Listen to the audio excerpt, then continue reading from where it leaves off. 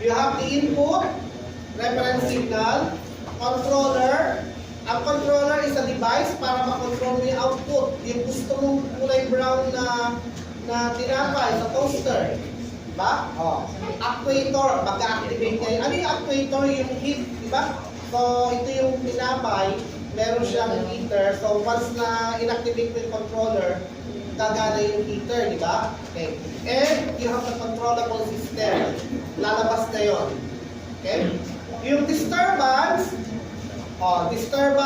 ng bread toaster. Nasa loob ka ng air condition. So, syempre, yung heat na pinuproduce ng heater, hindi na yung magiging actual heat. Kasi, syempre, may malamig yung surrounding di ba? Okay. So, this one is open loop. Hindi niya kayang i-check kung gusto mo na bang ganun kulay brown yung tinapay mo o hindi pa. Okay? Parang sinabi mo na ang calculator kapag open loop yan, 1 plus 1 is equal to 3.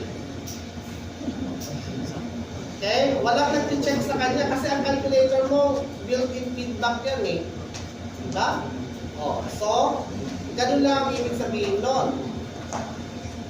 Okay? So, halimbawa, yung air conditioning unit, walang feedback mechanism yan. Pag tinurn mo, turn on lang, pero paano mo nakapanilang siya? Diba? Pero ikaw since nakapal yan, iikutin mo ulit, diba? Hahanapin mo yung high pull. Ikaw yung nagsisilbing feedback, ikaw yung pinaka-sensor. Okay? Example, washing machine. The timer is set without knowing the desired cleanliness of the cloth. Armature control of a DC machine, yung rotation. Diba? Hindi mo naman, hindi naman masisense ng mismong generator kung tama yung rotation ng armature. Okay? So, kung 2,200 RPM, malalaman ba niya na 2,200 RPM yung kanyang rotation? Hindi. Ikaw, na tao may hawak kang tachometer, ilalagay mo doon para malaman mo. Ngayon, nakalagay sa nameplate, 2,200 RPM. Pero lumalabas lang 2,000. So, anong gagawin mo? Iikutin mo yung rheostat. Diba? May rheostat doon para lumakas yung speed. Hanggang sa makarating ka ng 2,200 RPM. O, ikaw yung nagsilbing sensor. Kasi yung generator mo, walang sensor yun Okay, immersion rod,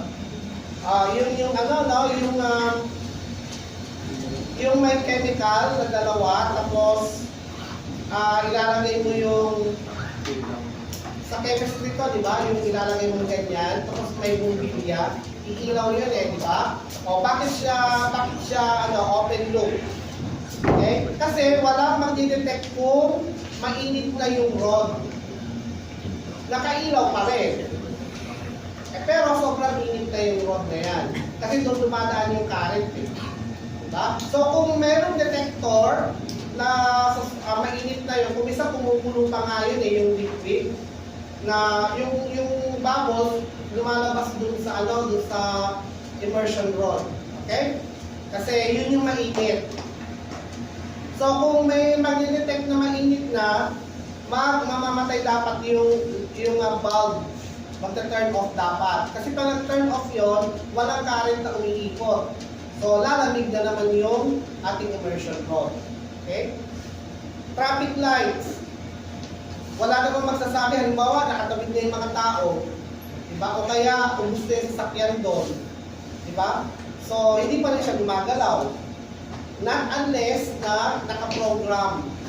Yung nakaprogram na traffic light, kung minsan hindi pa ubus yung tao na naglalakad, nagbugo na, di ba? May ganon. Nakaprogram lang siya ng 10 seconds. Andi meron, di ba? Meron 10 seconds. Makikita mo, ka-on pa lang, tumatakbo na yung light green, di ba? Kasi pag matagal yun, dahan-dahan yun Pag malapit na siya matapos, tumatakbo na yun. O, meron yung iba na pinoprogram 10 seconds lang.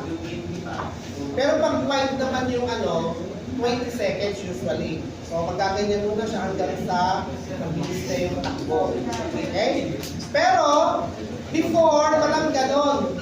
Kahit na wala nang tumatawid, o wala na sasakyan kasi naubos na, hindi pa rin siya kasi naka-fix yung time. Okay? So, that is open loop. Okay. Pero bago yung class, meron silang nilagay, bago yung mga kulay gano'n na tumatakbo na sa pa-image, meron silang nilalagay doon sa gilid, di ba? Na pinipindot yun. Hindi ko lang alam kung gumagana pa yun. Ginagamit yata yun sa mga matatanda. Na gusto na tumawid kasi alam naman natin matatanda nainipin, ganyan. Ano yan? Yung iba hindi na gumagana. Advantage, simple, economical, maintenance is cheap and easy kasi wala kang sensor na inaalagaan dyan. Calibration is not a problem. Ibig sabihin, whether you calibrate the object or the apparatus or not, ganun talaga siya, no? Hindi mo siya makakalibrate. Kasi ginawa siya para sa ganun. Okay? Disadvantage, inaccurate. Siyempre, sabi ko nga, 1 plus 1 is equal to 3. Tanggapin mo na 1 plus 1 is equal to 3. Kung ang calculator mo ay walang sensor, walang feedback. So, yung damit mo na pinag-ikot mo sa washing machine, okay na yun. Wala kasi pag tinanggal mo yun, nakita mong marumi, ibabalik mo. O ikaw yung sensor, mo. Okay? Not reliable, siyempre, no? Alam naman natin. And optimization is not possible. Anong ibig sabihin ng optimization? You cannot use that in any system. No? Yun lang ginagawa niya. Hindi mo ma-optimize. So, ano ba yung optimize? Hindi mo siya magagamit ng 100% ng todo. No? Hanggang doon lang kasi yung kanyang capacity. Closed loop, ito yung pinagkaiba ng open loop. Yan. So, you have the feedback. I-check ng feedback system yung output mo. Kunyari, gusto mo 20 degrees.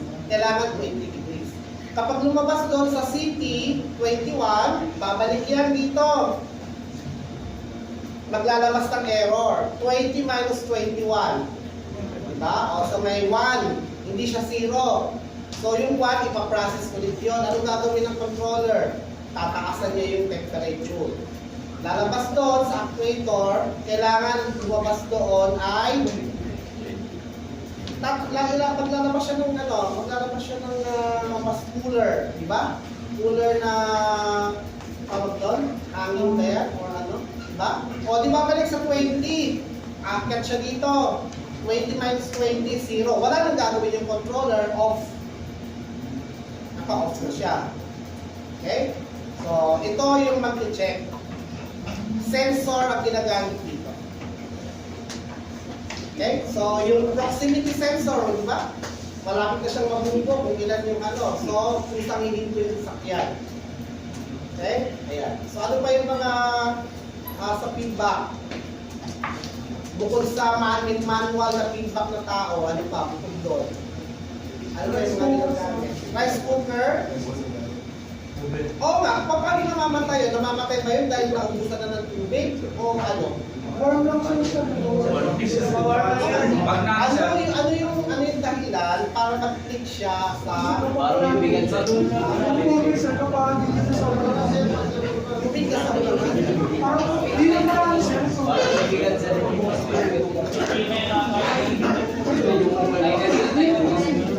Timer ba siya? Parang hindi timer.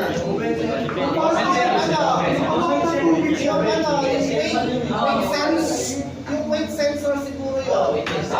Kasi yung tubig, naging steam, naging gas, nabawasan. Pero kung minsan, medyo masapay, di ba? Kaya nga may warm. Anong nangyayari doon, di ba clock yun? Pag tinanggal mo clock yun, tapos may ganun sa gitna. So, ang heat nun, buo. Pag yung tumaas na, yun na lang ang mainit. Yung pag ganon, hindi na. Okay? Yung gitna na lang na maliit na gano'n, yun na lang ang mainit kasi binawarm niya eh. Okay? Ayan. Dalawa yun, isang malaking ganyan, tapos mayroon sa gitna. Diba na-visualize, diba? Kasi makikita dito sa gitna. O, pag tumakas yun, ito na lang. Wala na yung lahat. Kasi nag-warm na lang siya. Okay? O, ano pa? Oven. O, yung rep, alam na natin, feedback kasi mamamatay yung pansalikod.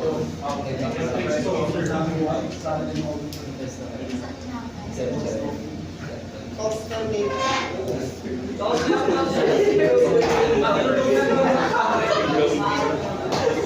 O, sige, ano pa? Sa electricity, paano? Ano ang feedback doon? Oh, fuse, di ba? Oh, circuit breaker. Tama. Yung SCR, di ba? Kapag na-detect niya yung malaki yung coil, siya yung nag-short para mag-protectahan yung sa load. Oh, yun yung mga example natin ng feedback. Diba? Yung iba kasi na example natin, real life example yun. Okay, listen, it is also known as feedback control. The control action is dependent on the desired output. The output is compared with the reference input and therefore an error signal is produced. An error signal is produced, yung isang T. Okay? The error signal is fed to the controller to reduce the error and the desired output is obtained. So yan ang feedback or closed loop control system. Sample, air conditioner, clothes dryer, water level controller, di ba? Yung sa CR, yung flash, may ano yun eh, may itim na parang valve, di ba? Ay, parang bilog. Tapos may valve. Kapag tumaas yun, matatakpan yung ano, yung butas, di ba? Pag nag-flash ka, nakaganon yun. Kasi walang tubig, yung parang balloon na itim, nakataas yan. So pag naglalagay ka ng tubig, gumaganon yan. Di ba? O mag-close naman dito. Okay? O, mga missile. Kasi kung hindi siya feedback, kung saan na lang babagsak yan, di ba? O, wala, hindi niya ma-detect kung saan eh. Telescope. Diba? Kaya nga na-detect yung mga ano eh, yung mga asteroid na yan, di ba? Ayan. And autopilot. Hindi lang sa airplane ng autopilot ha. Yung LRT natin, supposed to be dapat walang tao yan. Siyempre, hindi mo, ikaw sasakay ka pa sa walang tao na ano, di ba? Kaya nagulitin tayo. So, dinisable yung autopilot niyan. Okay? Kaya manual operated siya na mayroong pilot dun sa loob ng NRT. Supposed to be wala, kasi i-include yan sa example station eh. Okay? May mga autopilot na nasa sakyan na yun, di ba? Yung mga cargo. Okay? Alam na nila kung walang ano yun, walang driver, alam na nila kung maupunta sila o may kasunod sila, di ba? Ano na? Oo, sa mga signaling. Okay? Advantage, pakibasa. Advantages. They are more reliable and faster. Okay. Number 2, a number of variables can be handled simultaneously. Number 3, optimization is possible. Number 4, output can be maintained at desired level. Makinig, pakisabay kayo sa pagbabasa para maintindihan nyo. Disadvantage, sige. Disadvantages. Number 5, complex in construction. Okay. Alam natin yan kasi, syempre,